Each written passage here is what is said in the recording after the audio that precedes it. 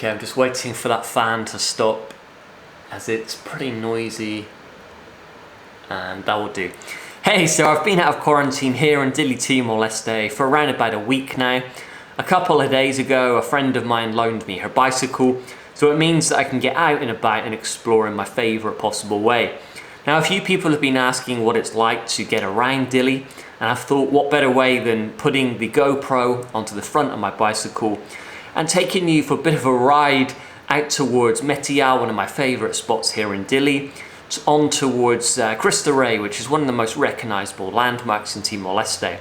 Now, this bike ride takes around about half an hour, and it's wet season at the moment, so it's nice and overcast and a little bit cooler out there than the alternative, which is dry season and it gets super hot, and it's a good workout.